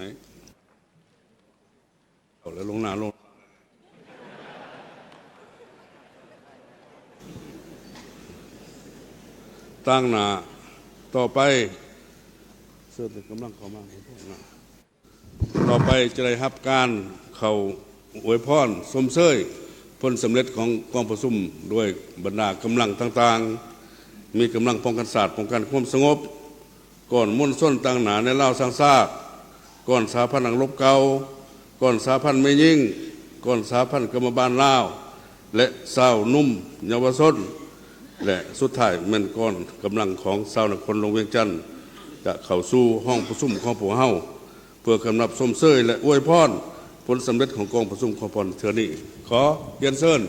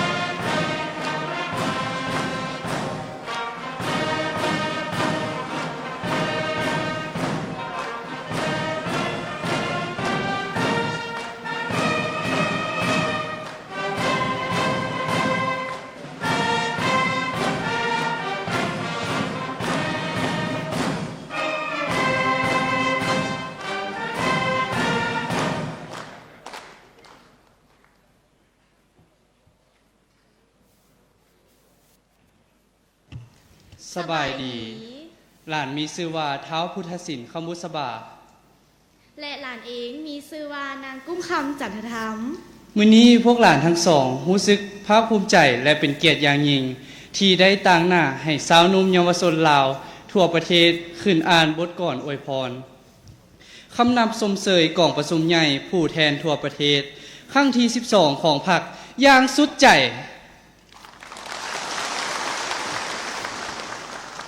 มือนี้ใต้ท้องฟ้าสว่างแจ้งแสงซองประกายสีมาแล้วรัศมีแสงงามหุงเหืองแห่งกาดวงสุริยะเหืองขึ้นสมเสยกองประชุมใหญ่พรรคประชาชนปฏิวัติลาวครั้งที่12บรรยากาศฟดฟื้นประชาเสื้อได้ชื่นชมทานเอ๋ยปุ่นเปียบดวงดอกไม้และดูบ้านใหม่ได้มาถึงแนมเบิงเหืองแสงส่องนภาภายพื้นเห็นหมู่ซุมสาวเสื้อ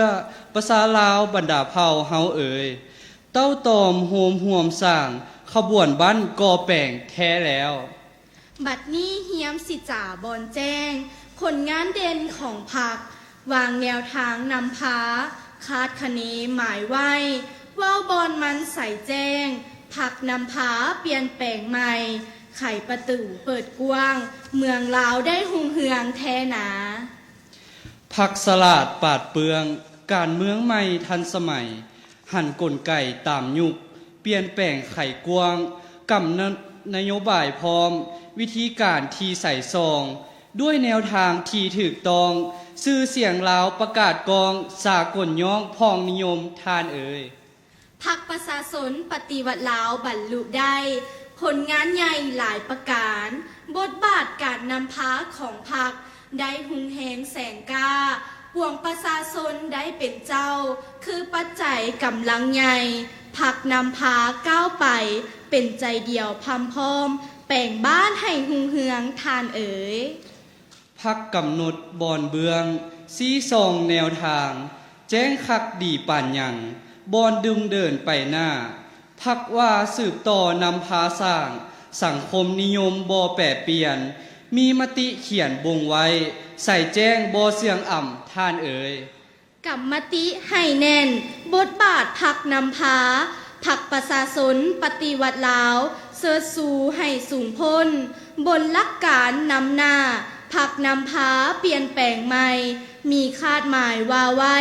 นำพาลาวหลุดผ่านพ้นความจนด้อยพัฒนาแท้แล้วพักนำพาก่อสร้างแข่งแกนเป็นแกนนำวิรกรรมบันทึกแผ่นดินบ่อไหลล้างวางแนวทางใส่แจงทั้งปัวแป่งสร้างก่อพักจัดตั้งนำพาไสสนะหอบดานเมืองบ้านพัฒนาแท้แล้วผักนำพาเกียรติกองภายในชาติทั้งสากล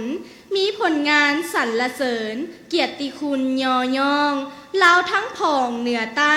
ดีใจสมซื่นสมเสยเซ็งสาวเว้าลือเท่าทั่วแผ่นดินบุญคุณผักนำพาสลาดลำเซ็งซาดังไก่ทั้งทรงใส่แนวทาง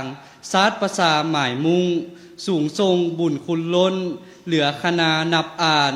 ผ่านเส้นทางยาวยิ่งเยินเดินก้าวสู่สมัยทานเอ๋ยมื้อนี้ขออวยพรไซบอนบ้านกองประสุมใหญ่ของผัก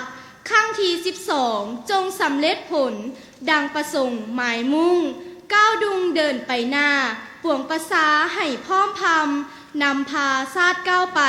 ทันสมัยพุ่งพลเจริญก้าววัฒนาขอให้พักผู้ยิ่งใหญ่เลิศล้ำจงยืนยิ่งยูเสถียรเฮืองใสดังพระจันทร์เพ่งแจงป่วงส้นลาวยอมือน้อมถวายพรใสยูทรงขอให้ชาติมั่นคงพักประชาชนปฏิวัติลาวจงยืนยงอยู่คำนำพาประเทศชาติก้าวไปถึงบ้านบอนหมายพุ่นถอนขอขอบใจ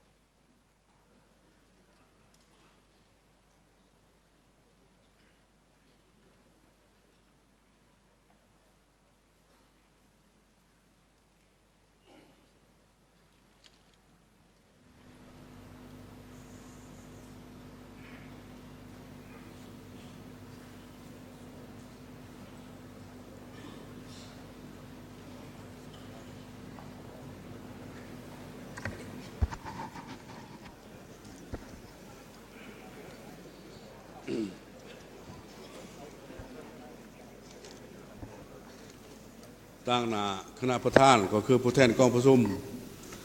ขอแสดงความขอบอกขอบใจอย่างสุดซึ้งมาอย่างก่อนกำลังและตั้งหน้าจากกำลังป้องกันชาติป้องกันความสงบก่อนมุ่นส้นตั้งหน้าแนวลาวสร้างชาติสาพันธ์อังลบเก่าสาพันธ์เมยิ่งสาพันธ์กรรมบ้านลาวสาวนุ่มสาสนปฏิบัติลาวและเยาวชนและสาวนครหลวงเวียงจันทร์ที่ได้นำเอามิตรจิตมิตรใจแห่งความเสื่อมันต่อกองประชุมใหญ่ของพรรคของพวกเราในเทื่อนี้ที่ได้เข้ามาคำนับอวยพรผลสำเร็จกองประชุมใหญ่ขออวยพรให้บรรดาสหายจงมีสุขภาพเข้มแข็งสืบต่อเป็นกำลังแห้งสังร่วมของพรรคเพื่อผลกันจะตั้งปฏิบัติ2 นายุทธศาสตร์2 นาทียุทธศาสตร์ของพรรคให้นับมือเติบใหญ่ขยายตัวเข้มแข็งขึ้นเรื่อยๆพวกเราขอแสดงความขอบใจและขอส้มเสยอีกเท่านึงขอส้มเสย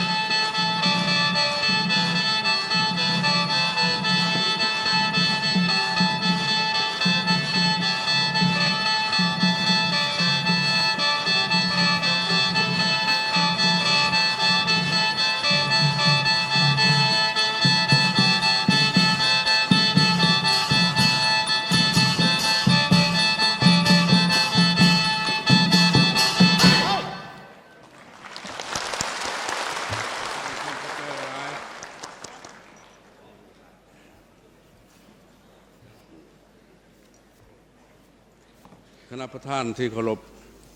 บรรดาสหายผู้แทนกองประชุมที่นับถือต่อไปนี้ขอถือเป็นเกียรติอย่างสูงขอเฮียนเซินสหายทองรุ่นศรีสุริตเลขาธิการใหญ่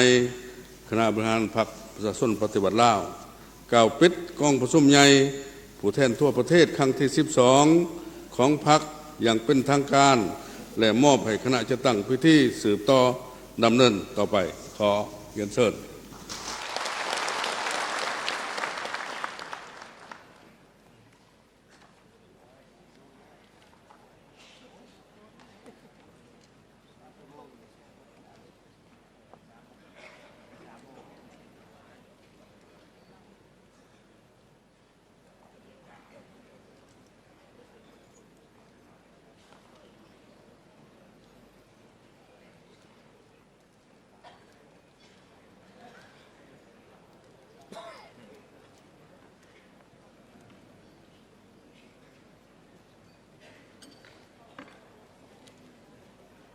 น้อมนมัสการพระเถรานุเถระ เฮียนคณะประธานบรรดาสหายผู้แทนและแขกที่มีเกียรติทั้งหลาย นับแต่วันที่6มังกร2026เป็นต้นมาทั่วภาคทั่วรัฐทั่วกำลังประกอบอาวุธและทั่วปวงชนลาว มีความปิติยินดีและมวลซืนหันหน้าเข้าสู่กองประชุมใหญ่และพร้อมกันติดตามทางจดจ่อต่อการดำเนินกองประชุมใหญ่ผู้แทนทั่วประเทศครั้งที่12ของพรรคประชาชนปฏิวัติลาวซึ่งแม่นเหตุการณ์การเมืองสำคัญอีกบั้นหนึ่งบันทึกไว้ในหน้าประวัติศาสตร์ของพรรคเฮาก็คือของศาสตร์เฮา โดยความรับผิดชอบการเมืองอันสูงส่งของบรรดาสหายผู้แทนมาฮอดเวลานี้ กองประชุมใหญ่ของพวกเฮาใกล้จะสิ้นสุดลงด้วยผลสำเร็จอันสง่างาม กองประชุมใหญ่ได้ค้นคว้าพิจารณาอย่างลึกซึ้งแต่มีความเป็นเอกภาพอย่างสมบูรณ์และเป็นเอกฉันท์ตกลงรับรองเอาทุกปัญหาที่ยกขึ้นในระเบียบวาระของกองประชุมใหญ่ทุกประการ พิเศษ แม่นการรับรองเอาโครงการการเมืองของพรรคฉบับที่3ซึ่งจะได้เป็นโครงการการเมืองที่ชี้ทางเดินให้พรรคเฮาปวงชนลาวบรรดาเผ่าสืบต่อบูรณะระบอบประชาธิปไตยประชาชนเป็นระบอบการเมืองที่ได้มาจากประชาชนโดยประชาชนเพื่อประชาชนนั้นให้นักแน่นเข้มแข็งยิ่งขึ้นนั่น เป็นการยืนยันเติมอีกเกี่ยวกับความเด็ดเดี่ยวเหนียวแน่นต่ออุดมการณ์อันสูงส่งของพรรคก็คือความตัดสินใจยึดมั่นอย่างเสมอต้นเสมอปลายต่อธาตุแท้ปฏิวัติและมุ่นเสื่ออันสง่างามของพรรคเฮา ในการนำพาประเทศชาติสู่ความวัฒนาถาวร เพื่อให้ได้โครงการการเมืองของพรรคได้รับการจัดตั้งปฏิบัติได้รับการพันขยายเข้าสู่ล่วงลึกนั่นกองประชุมครั้งนี้ได้รับห้องเอาทัศนะเนื้อในการตีราคามากผลของการปฏิบัติแนวทางเปลี่ยนแปลงใหม่รอบด้านมีหลักการของพรรคเฮาในเกือบ40 ปีที่ผ่านมา และการจัดตั้งปฏิบัติมติของกรมประชุมใหญ่ครั้งที่11ของพรรคแผนพัฒนาเศรษฐกิจสังคมแห่งชาติ5 ปีครั้งที่9เพื่อสรุปถอดถอนบทเรียนและสืบต่อว่างจุดหมายเพื่อนำพาภารกิจปฏิบัติฮอดปี2055ยุทธศาสตร์การพัฒนาระยะ10 ปีและแผนพัฒนาเศรษฐกิจสังคมแห่งชาติ5 ปีครั้งที่9ครั้งที่10ให้มีพื้นฐานอันนักแน่นสำหรับการก้าวเดินต่อไปของประเทศชาตินั่นถือเป็นขีดหมายสำคัญประวัติศาสตร์ที่พวกเฮาที่พรรคเฮาก็คือการนำพรรคเฮาหุ่นนี้ได้มีความมุ่งมั่นและสร้างพื้นฐานปะไว้ให้หุ่นสืบทอดของพรรคเฮาเพื่อสืบต่อดำเนินภารกิจปฏิวัติสู่จุดหมายที่วางไว้อย่างนักแน่น บรรดาสหายที่ฮักแพงกองประชุมใหญ่ของพรรคเฮาได้เป็นเอกภาพในระดับสูงรับรองเอากฎระเบียบของพรรคฉบับปรับปรุงซึ่งเป็นธรรมนูญเห็นแนวทางการจัดตั้งและการเคลื่อนไหวของพรรคเฮาที่ได้รับการบูรณะให้สอดคล้องกับโครงการการเมืองก็คือแนวทางการเมืองในเงื่อนไขใหม่ที่กองประชุมใหญ่ครั้งนี้ได้วางออก อันสำคัญอันหนึ่งกองประชุมใหญ่ได้เลือกตั้งเอาคณะบริหารงานศูนย์กลางพรรคสุดใหม่ที่มีการสมทบอย่างก้มเกี่ยวของโครงประกอบบุคลากรที่เหมาะสมระหว่างหุ้นคนอายุเกษียณเพศเผ่าบรรลุได้ตามมาตรฐานและเงื่อนไขที่วางออก เป็นผู้มีมนจิตปฏิวัติบุกกองประชุมใหญ่ของพวกเฮาเสื่อมหมั่นว่าบรรดาสหายกรรมการศูนย์กลางพรรคสุดนี้จะสืบต่อเป็นคณะนำยุทธศาสตร์ที่เข้มแข็งของพรรคสามารถปฏิบัติหน้าที่การเมืองของตนได้เป็นอย่างดี บรรดาสหายได้รับเลือกตั้งเขาในคณะบริหารงานศูนย์กลางพรรคครั้งที่12ต้องถือว่าเป็นเกียรติศักดิ์ศรีของตนแต่ก็ต้องเข้าใจดีว่านี่แม้นการมอบหมายภาระหน้าที่อันหนักหน่วงเต็มไปด้วยความท้าทายทดสอบรอบด้านเพื่อให้สืบต่อแบกหาบภารกิจปฏิวัติของพรรคเฮา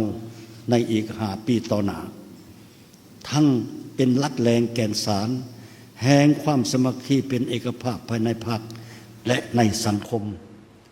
นำพาสี่นำการจัดตั้งปฏิบัติมติ12ของพรรคให้บรรลุขาดหมายที่วางไว้คณะประธานบรรดาแพงทั้งหลาย กองประชุมใหญ่ของพรรคเฮาได้รับผลสำเร็จอย่างจุบงามอันใดยั่งยืนอย่างจะแจ้งถึงความสามัคคีเป็นเอกภาพสูงและความรับผิดชอบอย่างเต็มเปี่ยมของพรรคเฮาในการตกลงปัญหาที่สำคัญและเป็นพื้นฐานของพรรคของการปฏิวัติและศตกรรมของประเทศชาติพวกเฮา ผลสำเร็จของกองประชุมใหญ่ได้ยืนยันถึงมนจิตปฏิวัติที่เหนียวแน่นแต่ทัศนะลักมันส้นสั้นกรรมกรของพรรคที่ยามใดก็จงหักภักดีต่อผลประโยชน์ของชาติและขอความมุ่งมั่นปรารถนาของประชาชนบรรดาเผ่าพร้อมกันนั้นก็ส่องแสงให้เห็นถึงความบุกบืนสู่ซนและความรับผิดชอบสูงของผู้แทนกองประชุมใหญ่ ทุกสหายก็คือทุกภาคส่วนที่ได้ตั้งหน้ากะเกียมเฮ็ดให้กองประชุมใหญ่ครั้งนี้สามารถดำเนินมีผลสำเร็จเป็นอย่างดี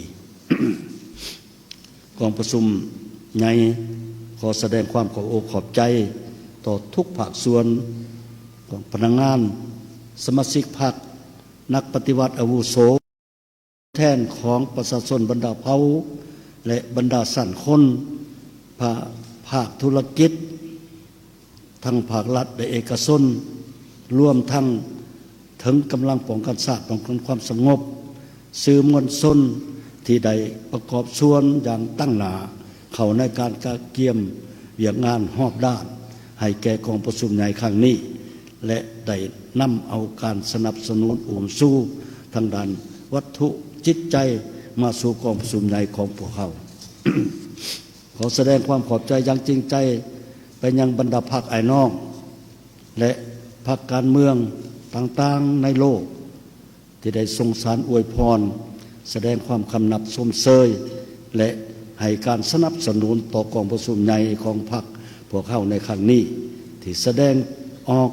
ถึงน้ำใจสากลอันพองใสและเป็นการปลุกระดมกำลังใจใหญ่หลวง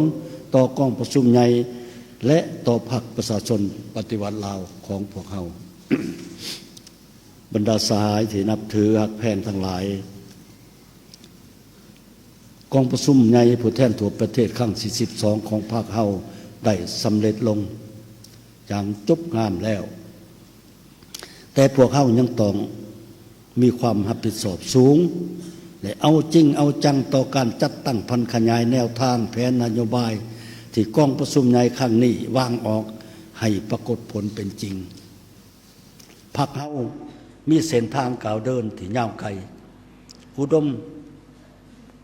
ดมการณ์และจุดหมายสังคมนิยมบ่อาจจะเกิดเป็นจริงใดด้วยตัวมันเองถ้าบ่มีสมาชิกพรรคที่ปลอดใสเข้มแข็งนักแน่นเป็นหลักแหล่งเป็นผู้นำพาฉะนั้นขอเรียกร้องมายังทั่วพรรคโดยเฉพาะบรรดาสหายกรรมการศูนย์กลางพรรคสมัยที่12ที่ได้รับความไว้วางใจจากกองประชุมใหญ่ครั้งนี้จงเสิร์ชสู่มานาจิตปฏิวัติความรับผิดชอบการเมืองยกสูงความเป็นแบบอย่างน้ำหนาฝึกฝนหล่อหลอมตนเองรอบด้านปรับปรุงแบบแผนการนำพาแบบแผนวิธีเฮ็ดเวียกให้ถูกต้องสอดคล้องและแทบกับตัวจริงเพื่อนำพาการจัดตั้งปฏิบัติแนวทางแผนนโยบายที่กองประชุมใหญ่ครั้งนี้วางออกให้มีผลสำเร็จคณะพรรคแต่ละขันจงพร้อมกันเสริมขยายความเป็นเจ้าในการพันขยายแนวทางแผนนโยบายที่กองประชุมใหญ่ครั้งนี้วางออกอย่างประดิษฐ์สางและบุกระดมมหาชนยู่แห้งขบวนการแข่งขันรักษาและพัฒนาให้กว้างขวางลึกซึ้งและต่อเนื่องเพื่อเล็งใช้สร้างการแข่งขันและการสร้างกำลังแห้งให้แก่การพัฒนาประเทศชาติในสุมปีต่อหน้าข้าพเจ้าเชื่อมั่นว่าโดยแนวทางเปลี่ยนแปลงใหม่อันถูกต้องก็คือบทเรียนพฤติกรรมตัวจริงที่ได้ผ่านการทดสอบและได้รับผลมาเป็นอย่างดีแล้วบวกกับแนวทางที่พรรควางออกในกองประชุมใหญ่ครั้งนี้ โดยการเสริมขยายมูลเสืออันดีงามของพรรคและของชาติติดพันกับการยกสูงนำใจรักชาติจิตใจเอกราชเป็นเจ้าตนเองสร้างความเข้มแข็งโดยตนเองของปวงชนลาวทั้งชาติด้วยการสนับสนุนหัวมือของประเทศอ้ายน้องเพื่อนมิตรที่อยู่ใกล้และอยู่ใกล้อยู่ในโลกองค์การจัดตั้งสากลต่างๆภารกรรมประวัติศาสตร์ของพรรคเฮาที่ตอบสนองความมุ่งมั่นปรารถนาของประชาชนลาวบรรดาเผ่าที่จะนำเอาประเทศชาติก้าวขึ้นสู่จุดหมายปลายทางที่จะได้รับการจัดตั้งปฏิบัติให้สำเร็จผลอย่างแน่นอนในท่ามกลางบรรยากาศที่มีความหมายสำคัญทางประวัติศาสตร์ครั้งนี้และเปี่ยมล้นไปด้วยน้ำใจฟดฟื้นปฏิวัติบุกในนามประธานกองประชุมใหญ่ข้าพเจ้าขอประกาศปิดกองประชุม ใหญ่ผู้แทนทั่วประเทศครั้งที่12ของพรรคประชาชนปฏิวัติลาวที่มีเกียรติสง่าอย่างเป็นทางการนับแต่เวลานี้เป็นต้นไปขอขอบใจ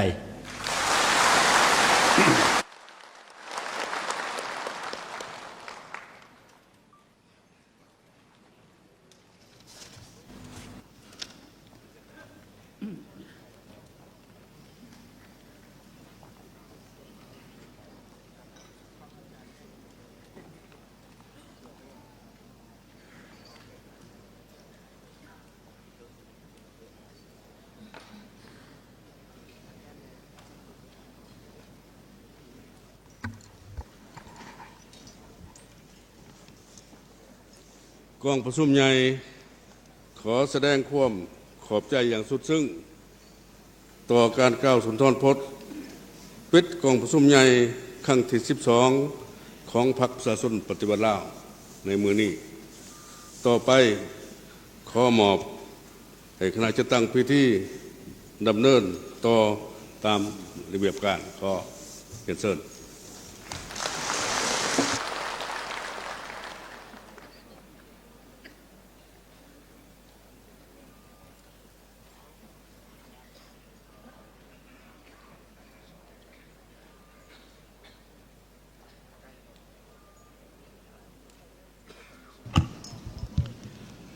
น้อมนมัสการพระเถรานุเถระคณะประธานแขกที่มีเกียรติผู้แทนกองประชุมใหญ่ที่นับถือมาฮอดนี้กองประชุมใหญ่ผู้แทนทั่วประเทศครั้งที่12ของพรรคจะได้อัดลงอย่างจบงามด้วยผลสำเร็จเป็นอย่างดีต่อไปขอเรียนเชิญบรรดาทานบรรดาสายคณะประธานแขกที่มีเกียรติผู้แทนกองประชุมใหญ่ยืนขึ้นเพื่อเข้ารบธง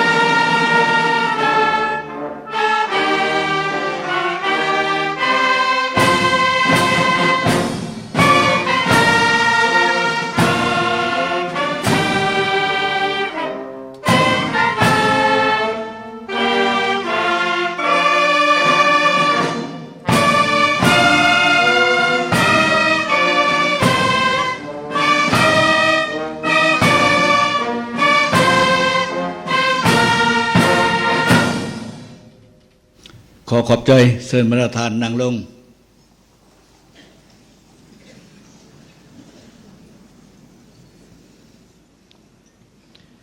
บรรดาสายในคณะประธานแขกที่มีเกียรติและผู้แทนกองประชุมใหญ่ที่นับถือกองประชุมใหญ่ผู้แทนทั่วประเทศครั้งที่12ของพรรคได้สำเร็จลงอย่างจบงามและครบถ้วนสมบูรณ์ข้าพเจ้าต่างนายกองประชุมใหญ่และกองเลขากองประชุมใหญ่ขอแสดงความขอบอกขอบใจและหูบุญคุณอย่างล้นเหลือมายังสหายทองรุ่นศรีสุริตเลขาธิการใหญ่ที่ได้ให้เกียรติเข้าร่วมเป็นประธานและในโอกาสสง่าราศีนี้ท่านผู้ชมที่เคารพในขณะนี้ท่านกำลังให้เกียรติติดตามรับชมพิธีปิดกองประชุมใหญ่ผู้แทนทั่วประเทศครั้งที่12ของพรรคประชาชนปฏิวัติลาวที่หอประชุมแห่งชาตินครหลวงเวียงจันทร์ซึ่งก็ได้เริ่มมาตั้งแต่เวลา 14 โมงเป็นต้นมาดำเนินมาฮอดนี้ก็ใกล้จะสิ้นสุดลงแล้วเจ้าท่านผู้ชมที่เคารพการดำเนินกองประชุมใหญ่ผู้แทนทั่วประเทศครั้งที่12ของพรรคในครั้งนี้ดำเนินไปเป็นเวลา3วันและใน3วันนี้เป็นขีดหมายใหม่เป็นประวัติศาสตร์ที่ปวงชาวชาติจะต้องได้จารึกไว้และต่อจากนี้ไปจะแม่นการ ที่ประเทศลาวของพวกเรานั้นจะได้มีการพัฒนาที่ดีขึ้นในแต่ละก้าว จำได้ท่านผู้ชมที่เคารพและของประชุมในมื้อนี้ก็ได้เลือกเอาคณะบริหารงานส่วนกลางภาคสมัยที่ 12 ของพรรคประชาชนปฏิบัติลาวมีทั้งหมด 88 สหายยิง 13 สหายกรรมการสมบูรณ์ส่วนกลางภาค73 สหายยิง 12 สหายและกรรมการสำรอง15 สหายนอกจากนี้กองประชุมครั้งนี้ก็ได้รับพ้องเอา4เอกสารที่สำคัญของพรรคนั่นก็คือโครงการการเมืองฉบับที่ 3 ของพรรคประชาชนปฏิบัติลาวรายงานการเมืองของพรรคศูนย์กลางบริหารงานของพรรคสมัยที่ 11 แผนการพัฒนาเศรษฐกิจสังคมแห่งชาติ5 ปีครั้งที่ 10 ของพรรคห่างกฎระเบียบของพรรคประชาชนปฏิบัติลาวที่ 12 ของพรรค เจ้าท่านผู้ชมที่เคารพกองประชุมข้างปฐมฤกษ์ของคณะบริหารงานศูนย์กลางพรรคสมัยที่ 12 นี้แม่นได้เห็นดีเป็นเอกภาพเลือกตั้งเอาสหายทองดุลศรีสุริตคณะบริหารงานศูนย์กลางพรรคกรมการเมืองศูนย์กลางพรรคคณะเลขาศูนย์กลางพรรคสมัยที่ 12 เป็นเลขาธิการใหญ่คณะบริหารงานศูนย์กลางพรรคสมัยที่ 12 และนอกจากนี้กองประชุมได้เลือกตั้งเอาสหายพลเอกวิไลดาคำฟองเป็นผู้ประจำการคณะเลขาธิการศูนย์กลางพรรค เจ้าท่านผู้ชมมาวันนี้เวลาของการถ่ายทอดสดก็ใกล้จะสิ้นสุดลงแล้วก็ต้องขอบใจที่ผู้ที่ให้การสนับสนุนการถ่ายทอดสดในครั้งนี้บริษัทลาวโทรคมนาคมมหาชนสื่อสารอินเทอร์เน็ตสนองอินเทอร์เน็ตในการถ่ายทอดสดของพวกเราในครั้งนี้และก็ต้องขอบใจกรมสื่อสารกระทรวงป้องกันความสงบที่สนองอุปกรณ์การสื่อสารในการถ่ายทอดสดในครั้งนี้ขอบใจทุกท่านที่เกียรติที่ตามรับชมการถ่ายทอดสดด้วยดีเสมอมาผิดพลาดประการใดครับเจ้าทั้งสองพร้อมด้วยทีมงานถ่ายทอดสดโทรภาพแห่งชาติลาวขออภัยณที่นี่และมื้อนี้ครับเจ้าทั้งสองพร้อมด้วยทีมงานถ่ายทอดสดโทรภาพแห่งชาติลาวลาทมชมไปก่อนต่อไปเชิญท่านที่ตามรับชมรายการออกอากาศปกติจากทางสถานีสบายดี